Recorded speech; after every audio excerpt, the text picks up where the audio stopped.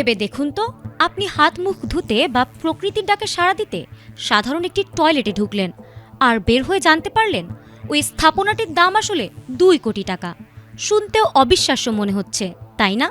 নিশ্চয়ই আপনার মনে হতে পারে, পিরিচ কিংবা বদনাটি কি তবে খাঁটি হীরের ছিল? পটুয়াখালীর বাউফলে ঠিক এমনই এক অদ্ভুতুরে ঘটনা ঘিরে এখন তোলপাড় সারা দেশে। সরকারি টাকা কি তাহলে এভাবেই লুটপাট হচ্ছে, নাকি এর পেছনে লুকিয়ে আছে অন্য কোনো রহস্য? একটি সাধারণ মসজিদের পাশে নবনির্মিত এই টয়লেটটি যখন উদ্বোধন করা হলো, তখন এর দেয়ালে লাগানো নাম ফলক দেখে গ্রামের মানুষের তো চক্ষু চড়ক গাছ। সেখানে স্পষ্ট অক্ষরে লেখা, নির্মাণ ব্যয় 1,99,99,093 টাকা।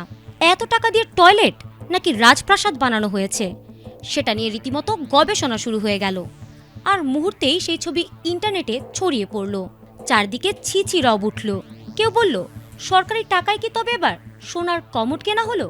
কেউ আবার রসিকতা করে বললেন, এই টয়লেটে ঢুকলে তো রাজকীয় অনুভূতি হওয়ার কথা, পকেট ফাঁকা হওয়ার ভয় নেই তো? মসজিদ কমিটির সভাপতি তো আতঙ্কে অস্থির। তিনি ভাবলেন, এত দামি জিনিস পাহারা দেবেন কিভাবে? সবার মনে তখন একটাই প্রশ্ন ঘুরপাক খাচ্ছিল, একটি টয়লেটের পেছনে কোটি কোটি টাকা ওড়ানোর পেছনের মাস্টারমাইন্ড আসলে কে? সবাই যখন দুর্নীতির গন্ধ খুঁজে পাচ্ছিল, তখনই এলো সেই নাটকীয় মোড়। উপজেলা প্রকৌশলী যখন ফাইলপত্র নিয়ে বসলেন, দেখা গেল থলের বিড়াল আসলে একদমই উল্টো। এটি কোনো জাদুর টয়লেট নয়, বরং এটি একটি ভয়ঙ্কর টাইপিং মিস্টেক। 2024-25 অর্থ বছরে স্থানীয় সরকার প্রকৌশল অধিদপ্তর আসলে টয়লেটটি বানাতে খরচ করেছিল মাত্র 1,99,999 টাকা 93 পয়সা।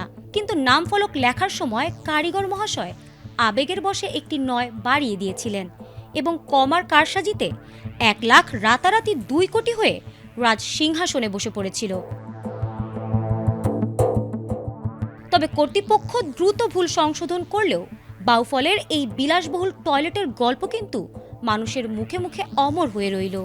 এমন গুরুত্বপূর্ণ সরকারি তথ্য প্রকাশের আগে যারা এটি চেক করেন, তাদের মনোযোগ হয়তো আরও বাড়ানো উচিত। এই টাইপিং মিস্টেকের পেছনে গভীর অবহেলা লুকিয়ে আছে বলেই অনেকে মনে করছে। এই ডিজিটাল যুগে এসেও প্রুফ রিডিংয়ের এমন মারাত্মক ভুল কি মেনে নেওয়া যায়? ফারহানা হক, ATN বাংলা।